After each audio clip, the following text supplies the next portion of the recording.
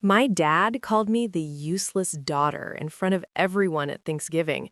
But what he didn't know was that earlier that week, my lawyer had already started recording every word he said. The moment my dad called me the useless daughter at Thanksgiving dinner, the entire room went quiet. And for a second, I thought I had imagined it. But the look on my sister's face told me I had heard him perfectly clearly. And the strange part was that he said it while raising a glass like he was making a joke, except nobody was laughing. I remember feeling that slow, heavy silence spreading across the table like fog, and I just stared at him, trying to understand why he would say something like that after everything I had done for that family over the years. Before I continue, let me ask something quickly because I always find this fascinating whenever people share their stories online. Where are you watching or listening from right now, and what time is it in your country? Because when I first told this story to a friend online, I realized people from all over the world were hearing it, and that still feels strange to me. Anyway, my name is Rachel Bennett, and at the time all this happened, I was 32 years old working as a registered nurse at a hospital in Columbus, Ohio. I worked long night shifts, sometimes 12 hours straight, and the only reason I managed to build a stable life for myself was discipline and a lot of patience. Growing up, my family was never exactly warm, but I always believed that deep down, my dad cared about us. He just had a hard personality. He was the kind of man who believed respect meant obedience, and he made that very clear during our childhood. My younger sister Lauren was always the favorite. She was charismatic, confident, and she shared my father's personality, while I was the quiet, responsible one, the kid who studied late, helped my mom around the house, and tried to avoid arguments. When I turned 18, I moved out as soon as I could. I worked 2 part-time jobs while going through nursing school and eventually built a small, stable life for myself. Nothing glamorous, just a 1-bedroom apartment, a used car, and a job that paid the bills. But my family never really acknowledged any of it. Whenever we met, my dad would say things like, "Nursing is just following orders from real doctors." Or he would laugh and say, "I worked too much because I had no real life." Still, I kept showing up to family gatherings, birthdays, holidays, and random Sunday dinners because part of me still wanted to believe things could be normal. About 6 years before that Thanksgiving, my mother got sick. Not dangerously sick, but she needed help with medical appointments and medication management. And somehow that responsibility quietly fell on me. I scheduled her doctor visits, drove her to the hospital, organized prescriptions, and sometimes even paid for things when insurance took too long to reimburse. My dad never said thank you. He just acted like it was expected. Over time, I noticed something else strange. Every time money came up, my father would casually bring up how much he had sacrificed raising us, how expensive our childhood had been, and how children should repay their parents when they grow up. At first, I thought it was just one of his usual lectures, but eventually, those conversations became more specific. He started asking me to cover small expenses first, things like utility bills when his business had a slow month, or helping with property taxes on the family house, because, according to him, I was the only responsible one in the family. I helped because I believed I was supporting my parents, and because my mom always looked embarrassed when those conversations happened. But little by little, the amounts increased. $1,000 here, $2,000 there. Sometimes he would say it was temporary and that he would pay me back once a deal closed or a client paid him. But the repayments never came. And whenever I gently asked about it, he would laugh and say, "Family doesn't keep score." For years, I convinced myself it was fine because helping your parents is what good daughters do. But looking back now, the signs were always there. The quiet manipulation, the way he praised me only when I paid for something, the way my sister somehow never had to contribute to anything. By the time that Thanksgiving dinner happened, I had given my father more than $40,000 over the course of several years, and somehow he still looked at me across that table with a glass in his hand and said the words, "useless daughter," like none of it had ever happened. What he didn't know was that just 3 days before that dinner, I had finally stopped thinking like a daughter trying to please her father and started thinking like someone who had been taken advantage of for far too long. And the reason that change happened was because of a phone call that arrived on a Tuesday afternoon while I was finishing a night shift at the hospital. A phone call from a lawyer. And that call would eventually expose the truth about my father in a way none of us expected. The lawyer's call came on a Tuesday afternoon while I was sitting in my car outside the hospital, trying to gather the energy to drive home after a long night shift. And when I answered, I expected it to be a telemarketer or some random office mistake. But instead, a calm, professional voice asked if I was Rachel Bennett. And when I confirmed, he introduced himself as Daniel Harper, an estate attorney handling documents connected to my parents. At first, I thought something had happened to my mother, but he quickly assured me she was fine, which only made the situation more confusing, because the reason he was calling had nothing to do with medical issues. It had to do with paperwork that listed my name as a financial contributor to the family home.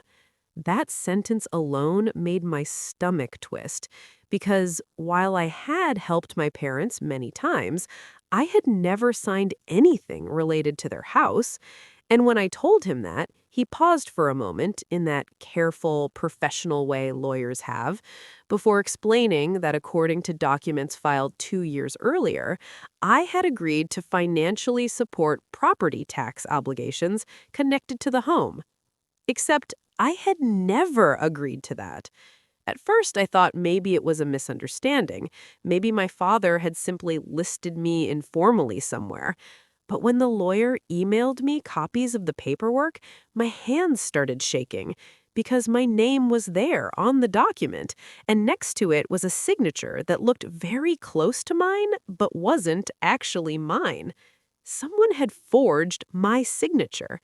And the worst part was that the financial obligation written in the document meant I was technically responsible for a portion of the property tax debt if it went unpaid. When I asked the lawyer who submitted the document, he told me it had been filed through my father's business office. That was the moment something inside me shifted. For years, I had ignored uncomfortable feelings about money because I wanted to believe my father would never intentionally hurt me. But seeing my forged signature sitting on that legal document felt like cold water hitting my face. Suddenly, all those past requests for money started replaying in my mind. The sudden emergencies, the casual promises to repay me, the guilt-filled lectures about family loyalty. And for the first time, I allowed myself to consider a possibility that had never fully formed before. What if none of it had been accidental? What if my father had been using me? I spent that entire afternoon going through my bank records, something I had avoided doing for years because I didn't want to face the total amount I had given him. But once I started calculating the numbers, the truth became impossible to ignore. $43,600. That was the exact amount I had transferred to him over 6 years.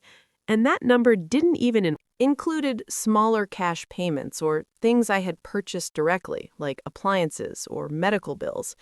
The more I looked, the clearer the pattern became. Every time my sister asked my father for money, he would complain about finances, and within a week, he would call me describing some urgent problem that required my help. I realized I hadn't been supporting my parents. I had been funding my sister's lifestyle and my father's pride. That realization hurt more than the forged signature because it meant the role I thought I had in the family, the reliable, responsible daughter, was never about respect. It was about usefulness. For the first time in my life, I stopped thinking about how to keep peace in the family and started thinking about how to protect myself. I met the lawyer the next morning and explained everything, including the years of financial transfers and the forged signature. He listened quietly, taking notes, and when he finished, he leaned back and said something very simple. If the document was submitted knowingly with a forged signature, that is fraud. Hearing the word fraud connected to my father felt surreal, but the evidence was sitting right there. The lawyer explained that if we wanted to pursue the issue, we would need proof that my father knowingly used my name without permission, and the most effective way to obtain that proof would be through conversation, specifically a conversation where my father admitted what he had done. That was when the plan started forming. Thanksgiving dinner that year was scheduled for that Thursday evening, and for the first time I realized it might be the perfect moment to finally ask the questions I had avoided for years. The lawyer gave me very careful instructions. Keep the conversation calm, ask simple questions, and, most importantly, record everything. I remember sitting in my car afterward, holding my phone and feeling strangely calm. For years, I had been the quiet daughter who avoided conflict, but this time, I wasn't going to argue emotionally. I was going to listen and let my father explain exactly who he really was. Thanksgiving dinner that year started exactly like every other holiday gathering in my parents' house. The smell of roasted turkey filling the kitchen, my mother moving nervously between the table and the stove, and my father sitting at the head of the table like he always did, talking loudly about politics, business, and how difficult life had been for his generation. My sister Lauren arrived late as usual, laughing and scrolling through her phone while my dad greeted her like she was a celebrity walking into the room. I remember sitting quietly across from him with my phone resting in my pocket, already recording the conversation exactly the way the lawyer had instructed. And for the first half hour, everything felt almost normal. People passed dishes around, my mother asked about work, and my sister complained about traffic. Then the conversation slowly shifted toward money, the way it always did. My father started talking about how expensive maintaining the family home had become and how younger generations didn't understand sacrifice.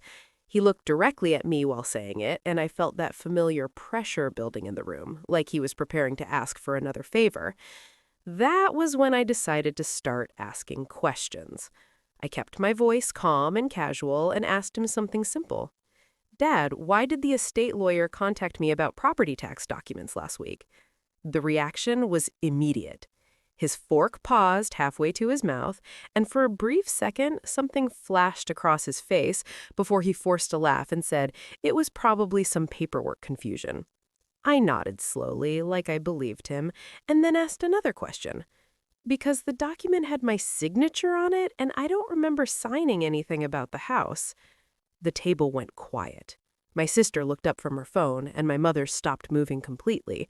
My father leaned back in his chair and waved his hand dismissively, saying it was just routine paperwork, something the accountant handled. But this time, I didn't drop the subject.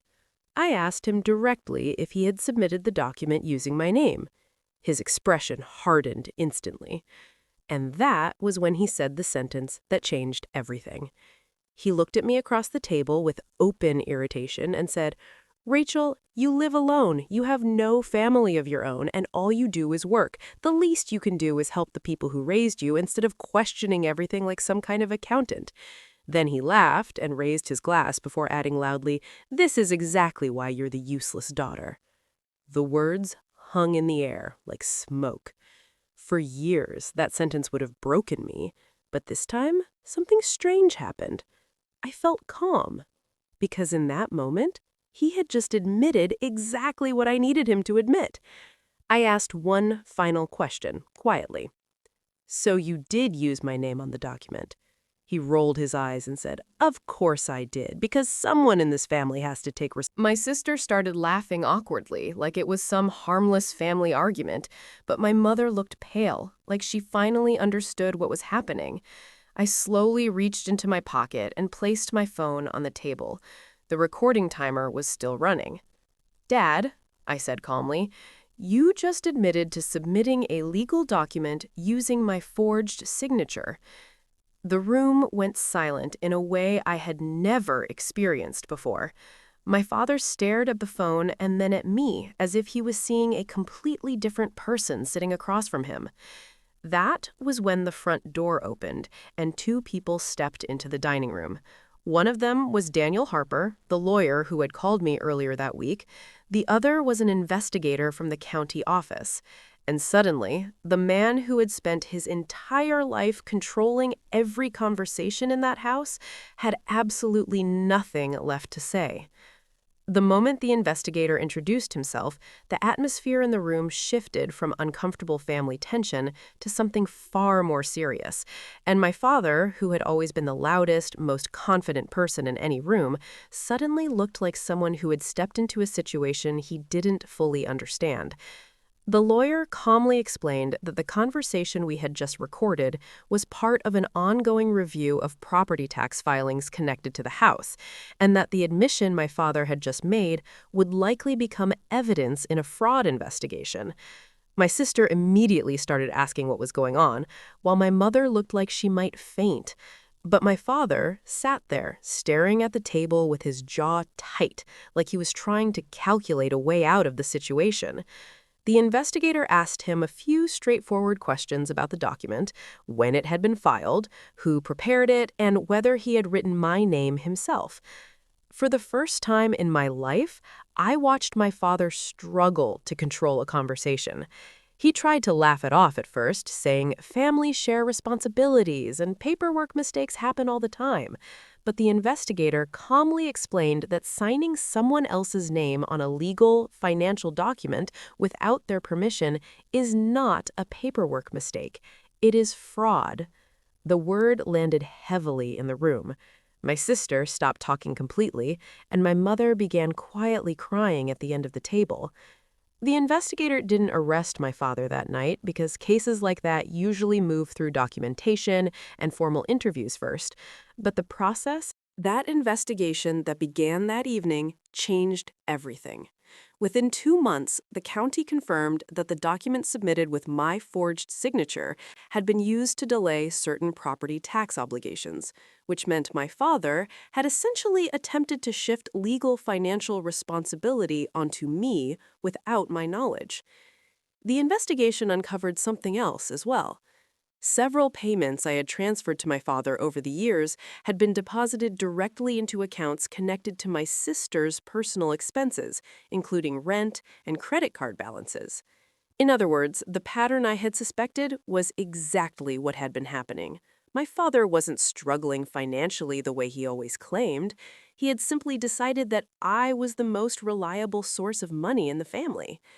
Eventually, he was required to correct the property filings and repay the outstanding tax obligations himself. And while the legal consequences stopped short of criminal charges due to repayment agreements and lack of prior offenses, the public record of the investigation permanently changed his reputation in our community. But the most important change didn't happen in a courtroom or government office. It happened quietly in my own life. For the first time since I was 18, I stopped trying to earn approval from people who only valued me when I was useful. I moved to a different apartment, closer to the hospital, switched my phone number, and focused on the life I had built with my own effort. My mother called me several times over the following months, apologizing for not seeing what had been happening earlier, and I eventually rebuilt a small relationship with her. But with my father, things were different. The distance between us wasn't created by anger anymore. It was created by boundaries. Sometimes people ask me if exposing him was worth it, if the family conflict and legal stress were really necessary, and the answer I always give is simple. For years, I believed being a good daughter meant staying quiet, sacrificing my time, money, and peace to avoid conflict. But the truth I learned through that experience is that respect without boundaries isn't respect at all. It's permission for someone to keep taking from you. The night my father called me the useless daughter was the last time he ever had the power to define who I was. Because the moment he said those words, I was already someone different. Someone who had finally decided that protecting my own life was more important than protecting someone else's pride. And if you've ever been in a situation where family loyalty is used as a tool to control you, I want to ask you something honestly. At what point do you stop trying to be the good daughter or the good son and start being the person who finally stands up for yourself?